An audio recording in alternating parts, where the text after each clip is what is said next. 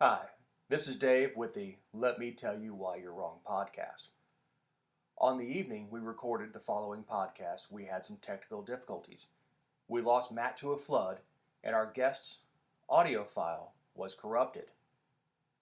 We felt that the content was important enough to go ahead and publish it. Please forgive us for the poor audio quality. You're listening to Let Me Tell You Why You're Wrong, all on Georgia Radio Network.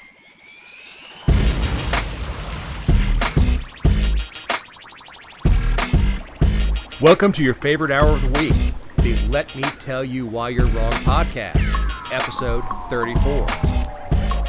With me, as always, Matt Lowe. What's up? The busiest woman in Georgia media, Jessica Salagi. Hello.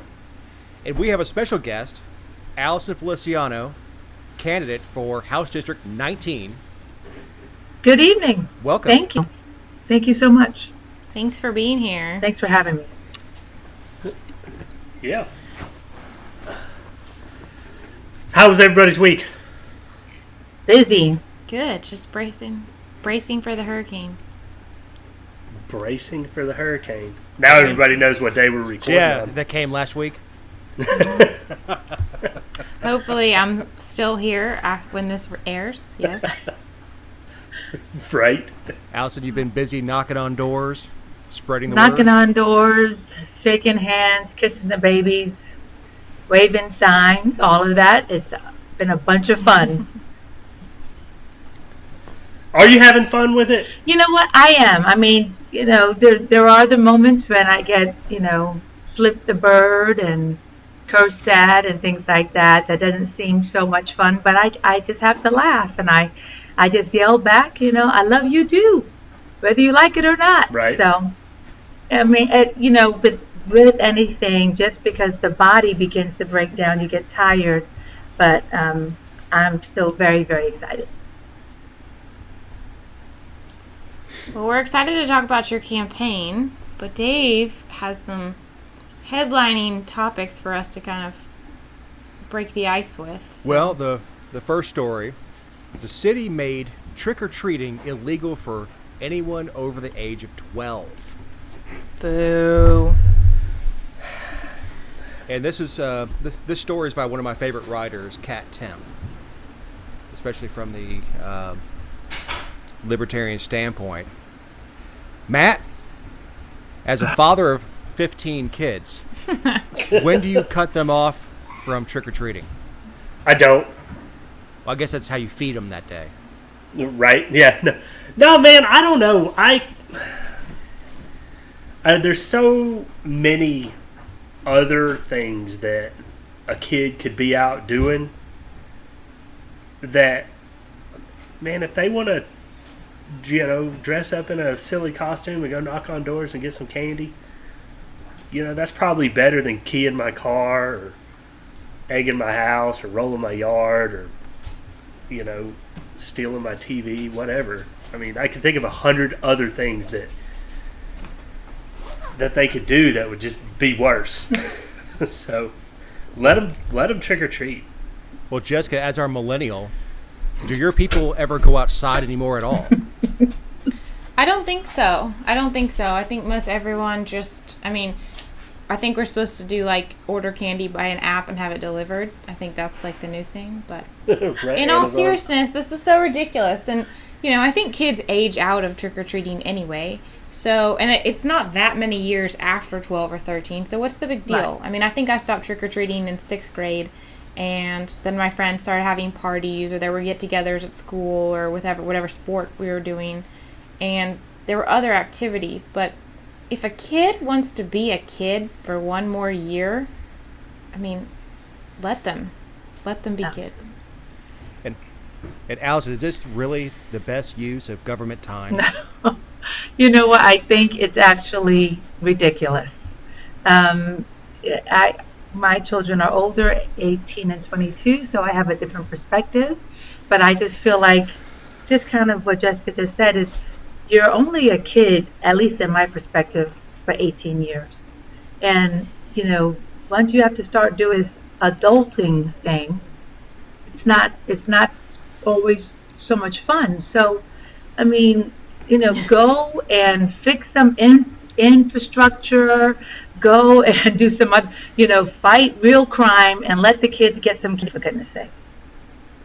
That's just how I feel. Exactly. Well, we've Right. always had a policy: if you show up in costume, you get candy. I don't care how old you Absolutely. are. If you show up in just a t-shirt and a sack in your hand, that's basically door-to-door panhandling. I'm showing up in a mini skirt and hooker boots. Again, Yep. wax your legs this time. No way. Not waxing my chest either. You know what's so wild though about this story is that this isn't the only city that's done it. There are, I think, 5 or 6 other laws or other cities in Virginia that have done the same thing. And then this article on the National Review, which we're referencing and we'll put on our Facebook page, talks about how there are other cities that have required kids to have an adult with them. I mean, in our neighborhood, our parents would be on the street, but what does that even mean to have a parent with you? They have to go to the door with you? I mean, our parents would sit on a curb in the middle of the street, and we'd all kind of go from house to house and come back and then move to the next street. And then I think at 11 or 12, we were off doing it by ourselves. I mean, it's this whole mentality that parents aren't capable of raising their own kids. And if you continue to let them inch away at it, the line is just going to get further away from the parent and closer to the state. Well, I know growing up in South Florida, because the houses are so close together, that we were gone. It was, I had a watch, and I knew what time to be home, and I was gone. And we would go, and we'd come back with pillowcases full of candy. Absolutely. And I know that was a different time, but actually I didn't live that far from where Adam Walsh disappeared. But there were parents around, and any parent back then, any parent in the neighborhood could beat your butt. Yep. So there Right. wasn't as much mischief. I mean, there was bullying. Big kid would go and take whatever good candy you had, but that's kids kind of learn how to sort out their own social problems that way, not having a helicopter parent. Right. And I think I'm a bit older than all of you, so yeah, our parents didn't go with us, and I grew up in a big city, and we just would go in the complex where we lived, and there was plenty of apartments, and we knew how to behave because, like you said, David, our neighbors would be like, your mama, blah blah blah blah blah, and whack if they had to. Right. And sure, by Well- 16, 17, or 18, I was already going to keggers. So let them be a kid. Let them not do the stupid stuff I did. Sorry, Matt. Now, I was going to say, I grew up in a Pentecostal church, so we didn't do a whole lot of trick-or-treating. I can only think of just a handful of 1 or 2 times maybe that we went trick-or-treating. Everything else was these really stupid fall festivals at the church. Tell us how you really feel. Man, well, I mean, look, I can kind of understand where they might be coming from, but I mean, look, if you're not out, drawing pentagrams and sacrificing virgins, it's you're not worshiping the devil on his holiday or whatever. So I don't know, it's stupid. The whole go trick or treat, dress up like witches or goblins or hookers or whatever with your kids and go. So there was no candy for you, just rattlesnakes? Right. No, man, actually my church didn't do snakes because there would have been a Matt's mom shaped hole in the back of the church. Like I told y'all last week, man, that woman is deathly afraid of snakes. So a la Wile E. Coyote exit. Exactly. Now we've got Sarah Riggs Amico. really hard. I'm not sure Governor Kemp will make it 4 years in the Pound Me Too era. As our expert at being sexually harassed, Matthew, Right. you know, it doesn't get much uglier than to third party accuse a political opponent. So, Well, just I think worth mentioning here is that she's a candidate for lieutenant governor, which we've kind of talked about at length, and she was on the campaign trail talking about the importance of the office and saying how undervalued it is, because if the governor's office is vacated or the governor is removed from office, this person is the person who will take their place. And in saying that, she was saying that it's important to elect her and not Jeff Duncan, because if Brian Kemp is our governor, she doesn't think he will make it 4 years. So it's not just, someone who's already in office. It's somebody who could possibly take the place, who's, as some perceived it, she's banking on the idea that Kemp's not going to make it and she'll be our governor or something like that. So carry on. I just wanted to interject that. I said, as a candidate, do you view statements like this as dirty pool? No, I've actually I've seen Sarah speak in person, and I've also gotten to just get a general gist of her personality. In some senses, very much I do agree with her. I don't, I'll be bold enough to say I don't think Kemp is qualified to be our governor, and I don't think that he has the temperament. And so, nor, I totally feel that most of the things in politics is 90% common sense. 90% common sense. And I just don't feel that he has what it takes to take Georgia out from where it is to where it could be and where it needs to be. So, with some of his thoughts or way of thinking in this hashtag Me Too movement, I don't think he would make it. But so I totally understand where you're coming from the perspective that she reasonableness and level-headed and of who she is as a person, because I had the opportunity to spend a good amount of time with her and interviewing her, and I really liked her. As a candidate, I liked her views and I liked her personality. But as a female and a moderate, I was bothered by her comments because he hasn't done anything to justify saying he won't make it. I mean, his own behavior has not... He hasn't tried to sweep anything under the rug. He hasn't been accused of anything. And I just felt like it was a little preemptive to say that, whether you agree with his politics or not, and you're banking on him being removed from office as a Democrat or a progressive or whoever may be doing that, if he is elected, I understand that you wouldn't be pleased with a Kemp governorship. But I am concerned that we are assuming that he wouldn't be a good governor with a combination of the fact that you don't like his policies and you think that, not you, but people think that he is going to be involved in some sort of sexual assault or sexual harassment scandal. Right. Well, I would like to think not. And thus far, right, no one has come forward, because you would think that was the case, unless they were paid off. But I would like to think not. But the fact of who he likes to align himself with, my mother and my grandmother used to say, "Show me your friends, and I'll tell you who you are."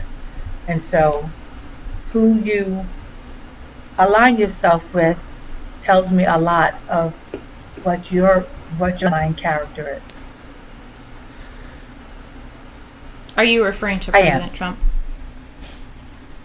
So, I guess, you feel like her comments are are justified? Or, I mean, understandably, if you're already supporting her, which I am, I mean, I'm a fan and had considered voting for her myself, you know, you probably agree with a lot more of her platform and her positions than I do, but do you feel like her comment is justified just because of President Trump's endorsement, or do you feel like it goes further Well, I mean, than that? and we don't know maybe what she knows or what she doesn't know. But was it justified? And we also don't know what brought the comment on. So, of course, when any sort of article is written, it's written with the headline for us to click on it, right? I mean, let's just be honest. And so we don't know what was beforehand, or so. Is it justified? If I were to hear the whole conversation, maybe I would say yes, but we're not privy to that. Just for what I've seen of him and all the people that kind of flock around him, he flocks around, they all seem to have the same posture. Let's just say that. So, I totally agree with you about. I actually wrote the article the one that we're referencing here, and I was concerned when I was sent the clip because I was like, what if this is just, is it taken out of context, or we're only getting a minute and a half. The clip is from Fetcher News of her at a candidate interview, but I actually was, after the article was published, found out that she's been saying this since June. It was quoted in the Brunswick News, and which I was unaware of as well. And so it's a policy position that she's taking when she's, I guess, explaining the importance of the office. I think especially with Casey Cagle and Governor Deal, we never really thought about the fact that Casey Cagle could be our governor in the event of Deal being gone. I mean, I think we all prayed that would never happen, but we never really thought about it. And so she's really using that as a I guess a leg of her platform. And so I was really surprised to know that I know that the Me Too movement has certainly been building over several months, going on probably a year and a half now, but I was just surprised that it was such a pillar of her campaign so early on. So I guess as a candidate, where does the Me Too movement fall into your platform, and how are you trying to incorporate it or get women involved in the process, or is it something you're discussing when you're knocking on doors? What kind of interaction are you having about it? That's a great question, and I would tell you I didn't know that she had been bringing this up since June either. So thanks for that information. No, when I do knock on doors, I do that. The family's concern or a person's concern, and it has come up once in a while. As a survivor, sexual abuse myself, I do feel that I am glad that men and women are coming out and saying Me Too, and this has to be a conversation that people can have and have it be conscious conversation, because when you're a victim of, whether it's assault, whether it's abuse, rape, whether you're molested, all of that is trauma, and we have to let this conversation be had and not hide it and brush it under the rug anymore. And so I do want victims' voices to be heard, and heard loud, because when you go through trauma, then it lends to other issues that fall into the mental health space and things like that, which we can get to. So I just feel like it is an important topic. I don't bring it up, but if it's brought up to me, I listen, I embrace, I empathize. And, again, I'm not sure why she has brought this up so early, back in June, but she may know some things you don't know. Sure. And I would have them find out. I would guess she brought it up back in June because she thought Casey Cagle was going to be the opponent. Okay. That, from a political standpoint, and given Cagle's past, no one was expecting how many counties? 157 out of 159 voted no to Casey Cagle. Wow. I love it that you've got that stat in your hip pocket anytime his name comes up.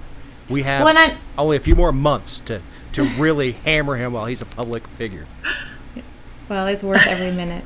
But I don't want to harp on this, but I do have one more question in this vein for you, Allison. I struggle myself because, I've had my own experiences and I have friends who've had their own experiences as well. And I'm conflicted when I hear stories come out in a political context. Like, I go back and forth. I understand why someone would say they want to come out when someone has an opportunity to rise to power because they don't want, they may know something, they don't want those people to rise to power. Then on this other side of the coin, I'm like, ugh, why are they politicizing this? This is not a political matter. Sexual assault, sexual abuse, they're not political things. They shouldn't be partisan. So I really have this internal battle. And what is your perspective on that? I mean, how do you sound like a victim's advocate for sure, and you want victims to have a voice, which I think most reasonable people do. But do you feel like a voice can be kind of squashed by partisanship or? Well, you know what, and it is not political, correct. However, when someone is looking to serve in any public office, be it from local to federal, they have this in their past as the aggressor. It leads to character. And whether someone did it 36 years ago or they did it last year, it leads to character deep down inside. This still needs to be a conversation because although sexual, assault should not be partisan either, but that's why we have now Amendment 4, Marcy's Law, because the victim should be given a voice, and the victim should be told when their predator is going to be set free or hasn't even been, put behind bars yet. They should. And so while it's not political in a sense, there is a space for it. Understood. Well, sorry, Dave, for getting so far off the agenda, but no. And here's the thing: you don't get to assume because somebody's a male they're an aggressor. When we do that, especially what's been happening lately, is you downgrade the status of every man in your life, and you don't get to just decide that, hey, because he's a dude, there's probably going to be somebody comes out of the woodwork and do you want me or a guy that throws a fastball to go to become the governor? Which I'm not sure if Amico can throw a curveball, but I know Duncan could at one point. But she will show up to interview. That's true. Sarah Riggs Amico did sit down for an interview with me, and Jeff Duncan declined. Just putting that out there. So she does stand by her opinions, which, regardless of whether you agree with them, I will always respect someone who will stand firm, and when they take heat for them, dig in. So.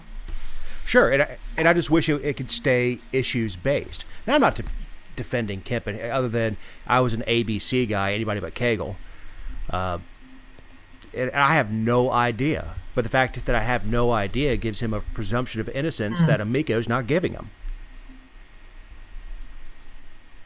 Interesting. That's fair. Okay, we kind of, I say more than... Oh, go ahead. That's a fair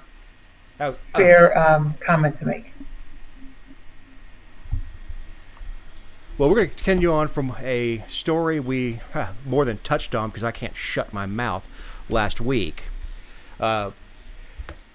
A gender-fluid boy assaulted a girl in the bathroom. This was on All on Georgia last week. The story is still up there. This is in city of Decatur. Little girl goes to the restroom where she encounters a gender-fluid 5-year-old, and she's 5 years old, where she was assaulted, and she went and told her parents. Jessica, do you want to elaborate on the story since you are the All on Georgia person? Sure. Well, I didn't write this story, but I can certainly help elaborate on it. Basically, the Department of Education Civil Rights Division is investigating this because they're saying that, the school didn't take proper precautions to protect the little girl, and then they're also upset with, or the family is upset with how it was handled after. And they're saying basically by allowing this little boy who identified as a girl to use the girls' restroom where this happened, basically created an environment for this kind of incident to occur. And we touched on it last week in the sense that the Obama era transgender restroom policy was issued and then kind of repealed under President Trump, and now it's up to local school districts, and they all have different policies. And so I think it'll be interesting to see as a state where this goes, if after this, if we see a lawsuit and changes to their policy, if we see some sort of statewide initiative to at least at a minimum, I guess, set a bar of standard. I think a lot of school districts that deal with this are trying to have the student use a faculty restroom or maybe a family restroom that suits everyone, so that you don't have mixed issues or unsupervised, I guess, would be a problem with it too. But Allison, what's your perspective on this? I mean, do you think this is something the legislature should take up? And if so, how do you legislate something like this? Even when this came about under Obama, I'm really, really torn, because on one hand, when someone identifies as whatever gender they do, you certainly don't want to tell them no, or, make them feel other than they feel. However, not everyone does feel that way, and I just kind of thinking, although it might be difficult, I just feel that there needs to be maybe a separate bathroom at this time, because, whether he would, the child that assaulted or whatever he did to the little girl, he could have done that to a little boy in a boy's bathroom. You just never know. And so to speculate that wouldn't have happened, I mean, you know what I'm saying? And so I understand why both sets of parents would be concerned, but this is still a very serious issue, because I don't want to pin down the rights of people, but then you also have the overall safety. And I know this is going to be a long conversation in the Capitol. This is something that you can easily square away. So would you like it to happen at the state level, or should it be left up to the local districts? I think that I think it should be a state level issue, because if 159 counties in Georgia, so many different school districts, that is, yes, there's just too much left up for speculation. I definitely think that this should be done at the state level. What do you think, Dave? Well, my belief, that which governs least governs best. Look, I don't know what a gender-neutral 5-year-old is. When I was 5 years old, I self-identified as an astronaut. Doesn't mean that I was qualified to go hop on the space shuttle. Body dysmorphia is a really hard thing to deal with, and ask anybody who's ever tried to deal with an anorexic. They feel on the inside that they're fat. You're like, no, but you're 80 pounds. No, but I'm fat. And it's a very similar situation. So bending the rules of society for a less than 1% of the population is insane. Creating new bathrooms or anything else is insane. Now, if you want to give it, and I said last week, that principal, okay, we go back. The principal's response to the mother's complaint was to send DFAX the day after Christmas to the home. They banging on the door very early and accused the mother of creating this situation and brought the hammer of government to try to shield. And I think the principal is herself, and I can't remember. I'm not reading the article at this second. And use the hammer of government to punish someone from coming forward to report sexual assault. And I said last week, when I read this story, I was rolling my eyes because at 5 years old, I didn't think anything sexual. I mean, I was, more worried about candy and riding my bike and everything else. But after watching this mother in her interview, this is a woman who's tormented. This is a woman who's very upset, and then she does not come off like someone who's looking for a check. I think she wanted a response where we're going to get rid of that student. We're going to put him in some sort of counseling for juvenile delinquents, and we're going to change the policy somehow to accommodate these students that need a separate bathroom. But that wasn't the response. The response was very much dig the heels in and blame the parent. Which is an interesting perspective when you're Absolutely. dealing with a 5-year-old. I mean, it is a difficult conversation to have, particularly with children. As an adult, if I want to shave my legs and call myself Shirley, that's fine. But there's no forced association with me. That's one of Matt's terms, if he was here, when he talks about bullying, is these kids have forced association because they have no choice. The law tells them they have to go to school and where to go to school for the most part. So they have to interact. And if nature calls, and which for a 5-year-old not having a giant bladder, they don't have a choice to go, you know what, I'm going to go hit Arby's down the street and use the bathroom there. They have to use the one at school. right.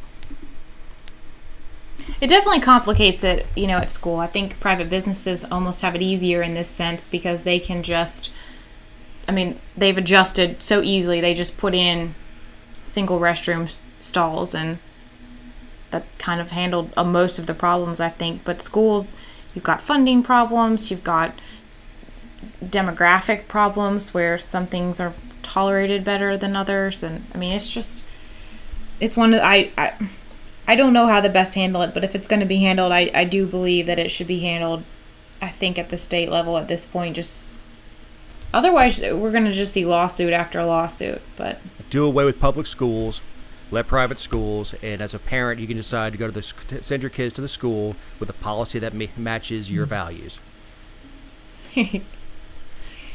So, well, Alison, I really want to talk about your campaign and your platform for office. You were our first Democratic contender on our show, so Yay! We're really excited for you to share your views. But I guess first, do you want to share a little bit about what compelled you to run for office? Because as a writer and somebody who reports on the people who run for office, I can't imagine ever wanting to do that. So I'd love to know why you decided 2018 was your year to run for State House. Sure. Well, I come from a family of service. My dad was in the military 25 plus years, brothers, cousins, my grandfathers, uncles. My late husband was a Gulf War veteran, and my future husband, 20 years in the Navy, so can't get these military men out of my life. But also, it just, my parents as a whole always served the community. I've served in the community, in the school, in church, and it's just part of who I am. And so back in 2014, I had helped some friends that were running, one for State House, one for Senator, and I began to just talk about local issues and what I was seeing And then someone said, you should run for mayor. And then I was Cobb County, and I thought they were crazy. I was like, get out. I'm happy doing this. But it haunted me, and it wouldn't let me go. And so I did. I ran for mayor of Powder Springs in 2015. I didn't win, but I did well enough to be kept involved in the scope of politics here in Georgia at a state level. And then beginning of this year, I was looking at I was happy to be back in Paulding County, and I was looking at what we had going on here, and I thought a new voice and a new perspective was needed. And so. Awesome. Well, what 3 issues or policy positions do you feel like are your most compelling? Like, what really drives your platform? Well, I've been an entrepreneur for over 20 years, and so, definitely business within job creation through, strategic investment and working, of course, on infrastructure here to make that happen, to bring the companies not only just to Georgia, but most importantly to House District 19. So that's one. I would definitely say healthcare, also mental illness, and that kind of ties into the healthcare, even the justice system as well. So I can talk on any of those topics and more. So let me know what you guys have been hearing that people are concerned about. Well, I definitely kind of want to dive into the healthcare aspect of things, just because obviously it is and has been for the last several years one of the more polarizing for the parties. It's even in Georgia how we approach things. So, and I also want to make sure we have time to get into mental health, because I think we've talked about that a lot on this show, and at the end of the show we just say, still don't know what to do, still don't know how to fix it, still don't know how to help everyone. So first, why don't you kind of talk about your platform and how that kind of relates to House District 19, because of course it's different all over the state. Right. Well, I will tell you that I am definitely in favor for Medicaid expansion. And I mean, there's nearly 500,000 Georgians that need this, especially our seniors. I call them prime timers. I don't call them seniors, but well, you know what I feel like? If you can get up when you want, go to bed when you want, do whatever you want, whenever you want, that's prime time living. So our prime timers have worked and have poured into the system for all these years, and to get, some people, aging is not happening well, and so they need extra services, and that Medicare or whatever healthcare coverage they have is not providing. So that's one. And then in House District 9, we are considered a bit rural, and so to save the hospitals, but also most importantly to generate over 50,000 jobs that can happen in the state of Georgia. That's really, really important. So under the Affordable Care Act, to make those premiums more affordable as well, especially for self-employed Georgians. And if we can do that and save them money there, as well as with some other tax breaks for them, we can also see some more job creation that way. When we get into healthcare, stronger mental health and substance abuse networks, I think you tie that to how all of that affects the community as a whole. All of these pieces of the puzzle connect. And so we can't just focus on one thing. It will connect to other areas. As a woman, people are surprised when they hear me say this, but I am pro-life. but I do not feel like I can, or I should legislate that for a woman. And so I do, and I am in favor of protection of all of women's health issues. Um, and then, just the increased support for people with disabilities, or, chronic illnesses. I do have a child that has sickle cell, and I would like to see some things happen that would help people with chronic pain issues like what she deals with. I think that Georgia took a step as it pertains to medical marijuana, but they're still far from having that make sense to treat people. And so it's okay to have it, but if you can't get it, then that doesn't make sense to me. So you brought up a lot of really good points no, it's fine. I mean, when you talk about healthcare, it's not something you can just churn out in a sentence and then move on. So I totally understand. You won't get any pushback about expanded medical marijuana on this show. I don't think. I think everyone here is a vocal supporter of access for families and people in need, maybe even recreational. But you talked about more people having access to care with Medicaid expansion. How would you respond? Because I live in South Georgia, so we have rural hospitals. I mean, the ruralest of the rural. Some of them don't even have emergency rooms, and they're always looking to add ways to generate money, like whether it be physical therapy or outpatient stuff, just because the Medicaid and the Medicare reimbursements are so low, and that is what has caused a lot of them to shut their doors. And so I guess, how do you justify saying that Medicare or Medicaid expansion, would provide more access when in a lot of communities, people with Medicaid can't get doctors or can't get care even if they're covered? Well, the biggest thing is that with this expansion, we as a state have been turning away over $3 billion in funding that we would get. And so that's $8 million a day. And so the fact is that then we could pay doctors and healthcare workers in those areas that you're talking about to stay there. We could keep those hospitals open. So I mean, it breaks my heart when I hear of families having to come from South Georgia up to, the Atlanta area just to get treatment. That doesn't make sense to me. And so with this expansion comes funding.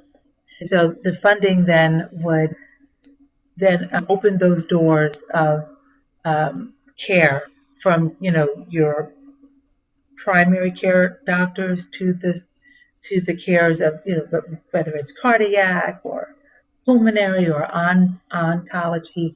It would spread the gamut. And so when you're turning away $3 billion a year, I mean, to me that's horrific. Yeah, but that $3 billion a year is not going directly to doctors, nurses, and hospitals unless you're talking about a state-run healthcare system. Well, you know what? That you are right. However, if we work and see, I'm all about making sure. Like that's why I was very disappointed back in 2007 and 2008 when the banks were bailed out, right? Because they didn't do with the money that they should have to help the homeowners that were affected. Same here. This it would take someone to make sure. Well, all of us that would be in office to make sure that these funds are going to where they need to be, and to keep the people accountable for the spending of the funds, and to make sure that it goes to the end user, being the patients all over Georgia. So, I'm all about accountability, and I will call a spade when I see it. Yeah, well, government-run healthcare can be summed up with the VA. The Atlanta VA is now ranked, I think, it's in the bottom 10. As it should be. It's horrible. Yeah, exactly. But that is what government-run healthcare looks like. That's what we get, and your husband and your previous husband had to experience also is it's not worth going to the VA. Mm-hmm. It's just not worth it unless you have no other option. I know people who go to Chattanooga instead of go to the VA in Atlanta because it's awful. Because that, and it's not lack of funding. It's not lack of political willpower. It's what happens when you put bureaucrats in charge of healthcare. I can tell you my premiums have done nothing but go up since the Affordable Care Act. And a great quote that I heard before it passed was, if you think healthcare is expensive now, wait till it's free. It's nothing but a redistribution of wealth. To take that money, philosophically, I oppose that money being out there at all. All this is just taking money from other taxpayers in other parts of the country to go put money into rural Georgia, where a free market solution allows people to pay for their own health care. Well, that was one of my questions for Allison was, are you concerned that, we'll draw more money for Medicaid, with the state dollars and the $3 billion, but healthcare costs will continue to rise, and we'll be right back in this position in several years. Do you worry about that, or is it let's address immediate need and then work it out as we go down the road? And I am concerned because I have, I've heard that over and over again here in our district of, how the Affordable Care Act, either has not helped or the price is so high that it's like paying another mortgage, right? Or that it has helped, but I really wish that this was just kind of one of those easy things to fix. But what I would say is let's see where it is working, whether that's here in the States or overseas, and what's working that makes sense, then let's draw from it. And then what's not working, why keep on going, over and over and over again? And then to your point, Dave, about the VA, I will tell you this. I advocated for my late husband. I went to every appointment. I questioned everything that they did for every doctor. I did all the paperwork. When you have people running the VA that have never served, okay, it doesn't make sense to me because then you don't understand the need. And I advocated, and unfortunately, his death was still deemed a suicide. So I will fight to the very end to make sure that not only this VA here in Atlanta, but across this nation, they have the right people in leadership, because we're losing too many of our veterans who gave of themselves for us to come back to be homeless. So they go fight a war and then they come back to fight another war. So on both sides, healthcare for our veterans and just other services that they need, but healthcare for citizens. There's got to be. I cannot sit back and go, well, no, it's just, it's a lost cause, because then there'll always be a lost cause. There's got to be a way to make this work, to make it affordable, and to get good care. Because just because it's, not everything that's cheap is good, right? And not everything that's good is cheap. And so there's got to be a way. But people have to be willing to reach across the aisle and get out of their own pockets and think about people other than themselves or their friends. So would you consider yourself, how would you identify yourself and your political ideology? I don't want you to box yourself in and as this is a campaign promise or anything, but I see myself as a small L libertarian. I lean conservative, but I'm definitely socially liberal. How would you identify with those? I come from a Democratic family, and I am proud to be from a Democratic family. But I'm actually kind of right down the middle. I don't agree with everything on either side, but I will also fight for the rights of all people.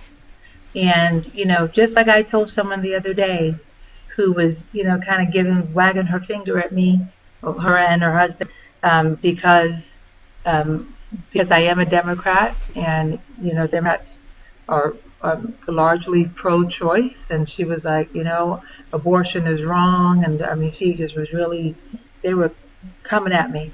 And I just said, listen, I would not have an abortion, but I will not legislate that for someone else.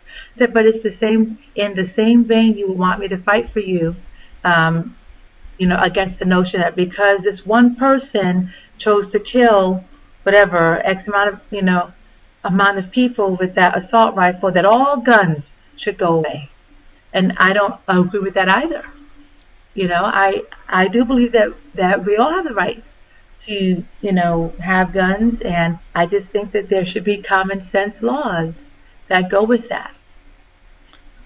And what would those common sense yes, laws be? Yes, you opened the door perfectly for us, because that was my next question as well. So please explain. I had an issue with that a young man who could not buy a beer could buy an assault rifle and the ammunition for it. I mean, so I agree. We need to lower the drinking age. And so, no, I'm really? dead ass serious. When I was 19 years old, someone handed me an M60. It's not an age issue. I bought my. First of all, there are no assault rifles. They're modern sporting rifles. Because they are black and plastic does not make them any more lethal than one that's wood grained. If you reach the age of majority at 18, you should have every right and privilege of a citizen of this country. Now, if we want to raise the age of majority to 21, that's fine. It also means you can't join the military until you're 21, which would kill recruiting because you need to be a grown adult to raise your right hand. So the same argument that you can sign up and go die for your country, but you can't buy a beer, is the same thing. So I can go off and I can go die for my country, but I can't protect my family and buy a pistol at home. You know what, Dave? I totally agree with you. Is that I am old enough to vote, but I can't buy beer. I get it. And so that I do believe that we do need background checks. I mean, we could go back and forth of what that could do. I just feel like right now the system is broken, and but I'm certainly not for taking people's guns away. I actually, although I haven't yet held a gun in my hand, but that's something that we are planning to do, because we would like to have our own guns and our own home. And so I'm all for you being able to protect your family and protect yourself in a common sense way. Well, that's not the point of the Second Amendment. The Second Amendment is designed to make the government fear the people. Remember, farmers with pitchforks and hunting rifles formed together and defeated the world's most powerful military. And that is what was on the minds of those individuals when they sat down and they chose the words "shall not be infringed," because they just fought a war over a bunch of people coming over in boats and trying to confiscate our weapons. And they were, when people say, well, they didn't mean this, they didn't mean that, individuals owned cannons at the time, and that's where the colonial cannons came from, were personal collections, particularly those who owned shipping services like Hancock and people like that owned cannon to defend their cargo, or plunder in the case of Hancock to some degree, accused of being a smuggler and a pirate. But that's the point of the law, is not to hunt, it's not to protect in case of an intruder, although that certainly helps, but it's to make sure that the government always fears me, the citizen. So where are you on 3D guns? Because I am so frustrated with the conversation of, it's probably one of the only times ever that the Second Amendment and the First Amendment are with the publication of the 3D gun plans, and the restrictions on that. It's probably one of the only times they've been overlapped. So where does your position Now, on 3D 3D guns, guns? I think I know I read an article. Are those guns that like they make out of plastic? Yeah, so they have these 3D printers now that you just put your dimensions into the computer and it prints out. You could print a cup, you could print, Right. A pen, a gun. They don't operate like real guns. So they just look like real guns. But, I mean, Dave, can you clarify? Yeah, I mean, okay. The ammunition would be a problem. No, you can. They're essentially single-use firearms. They're Right. 3D printed. It is perfectly legal to build your own firearm. You can go, if you own a mill or whatever you want to do, you can build your own firearm. You may not sell it. You can't go into the firearm manufacturing business. What this guy did, who's a huge libertarian and a free information person, is he created a model for a 3D gun and he put it on the internet, and the government has been trying to squash that information out of fear that, I guess, gangsters are going to get a bunch of single-use firearms instead of buying what they can on the street, buying a very expensive 3D printer to create a gun that I wouldn't pay 50 cents for. The entire argument over it is a freedom argument, and what's got the press scared is I guess no one knew it was already legal to make your own firearms. Right. So you can make them. You just can't sell them legally unless you have a manufacturer's license, right? So you can make it. You can pass them down to your kids. They have a product which is called an 80% lower. It's actually more expensive than a complete lower. And what a lower is a lower assembly. It is the serialized part of an AR-15. It is the only part of the AR-15 that is a, quote, firearm, end quote. Everything else is an accessory. So you can buy this thing that's machined 80% of the way, machine it the rest of the way, and it is an unserialized firearm that you may own and you may pass down, but you may not go into the business without a license of creating firearms and selling them. Well, you know what I mean. Listen, as much as we would like to keep, firearms that have not been legally obtained, off the streets, criminals are going to do what criminals do, correct? And so, so if the argument is, keep this gentleman from producing that, or anyone, right? Because if they had the money to buy the food, they can make whatever they want, right? And so, well, no, it's not that. It's that you would have to reinvent the wheel. If you had the 3D printer, you still wouldn't necessarily have the plans. What he's in trouble and he's fighting back against is a First Amendment issue because he's sharing the data, not actually the firearms. So I mean, okay, I don't see personally anything wrong with him sharing. So he's sharing the data on how he made it. Am I understanding that? And right, the plans, right? So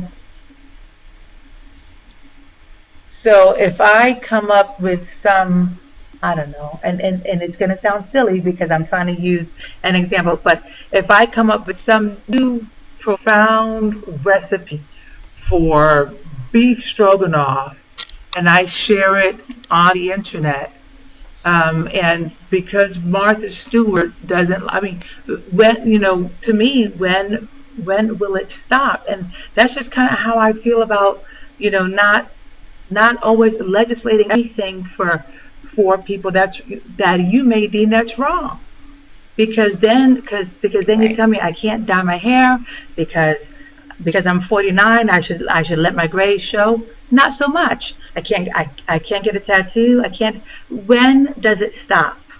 To where we're supposed to be the land of the free, right? And so let me tell you, if you get elected to the legislature and you have the thought process of when does it stop, you are going to have one hell of a time under the gold dome, because they are constantly trying to legislate everything. And I think, every bill that comes up, there are people who say, why do we need this? Why are we doing this? Sorry about I just feel like, and that's what I do feel that we lost in great Senator John McCain, is that while he did have his feelings and his opinions, and he was opinionated, may he rest in peace, but he was able to listen, and you could argue with him, and then you could go out to eat with him, and that's what I loved about him. But I am the person that will ask why, and I will continue to ask why, because if you continue to not make sense to me, I'm going to keep on asking you why. And because what's going to happen when I come home and I see my neighbors and this in my district in Publix or Kroger, they're going to ask me why. What do you foresee being the biggest obstacle as a state representative? Like, what are you not worried about, but I mean, we have a very toxic political environment. Right now, the Democrats are not in the majority in the legislature. There's so much going on nationally. People are just so divided. So what do you see as being the biggest hurdle if you're elected and serving in the state house? You know what? And you're absolutely right. There's so much division. And at the end of the day, if we all really think about it, we all really want the same thing. Right? I mean, if we could get as basic to life, liberty, and pursuit of happiness, we all really want the same things. We want to be able to provide for our families, have healthcare coverage, have economic opportunities, be safe, pursue our dreams, all of those things. We all want those. And I just think that we have to be able to come and reason together. But there's so much I going on. And I think people forget that when you step up to the plate to serve the public, it's not about I. It's really not about Allison. I may be the physical being that goes to sit in that seat under the Capitol dome, but it's not about Allison. It's about every citizen here in House District 19 and every Georgian. And so, but to me, it really is 90% of this stuff is common sense, man. And what are we if I could be so frank, take whatever got stuck up inside of you, take it out. And think about something bigger than yourself. But I don't know where people have lost that, but they really have, and it's a crying shame, honestly. We had a sitting vice president enter a duel. I don't think it's anything new. It's just every generation comes along, thinks, this is the worst. I mean, there was before the Civil War, a congressman took his cane and bashed another member of Congress over the head with it. History is one of those stubborn things, and you have to acknowledge it.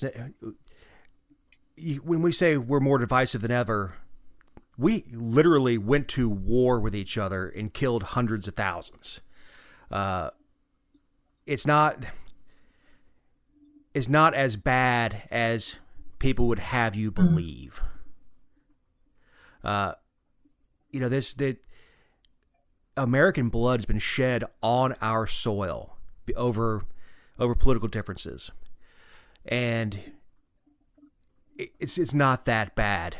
What I'm seeing as the resistance, I can tell you, I'm not really afraid. And I know that's sounds like super conservative hyperbole, pounding my chest. It's really not. It's just when Mike Pence and Nancy Pelosi go off across the river somewhere and square off with smoothbore pistols, I'll worry.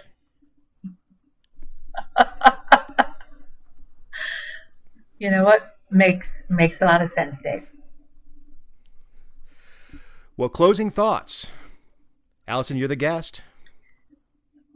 You know what? I really just wish, having seen, and I mean, not just what I've seen on the national front, but even right here in my backyard in House District 19 in Georgia, there is so much division, and if we could get rid of the rhetoric and sit down and know, listen, both of us bleed red, and we all want the same thing. And I really wish that we can come and reason together and leave the partisanships crap, behind, and just lock arms and win.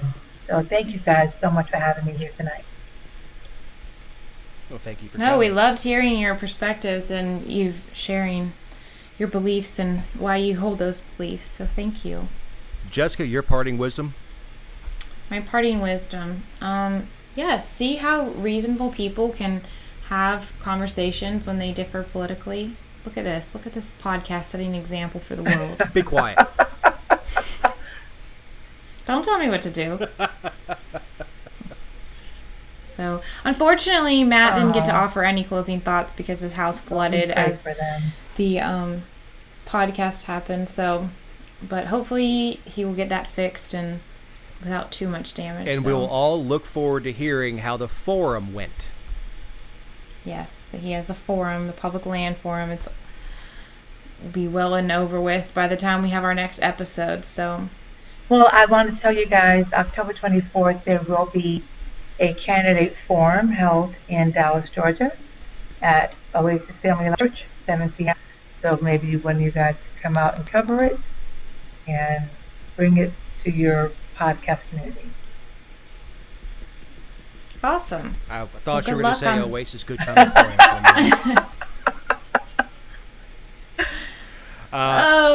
My parting thought is absolutely not political at all. The run ended quickly, but it really was great to have meaningful October baseball in Atlanta again, and it was a fun ride, and I can't wait for spring. Awesome. Jessica, Allison, thank you very much. Thank you guys. Yes, have a great week. Good luck on the campaign trail, Allison. And for Matt Lowe, we will see you all next week.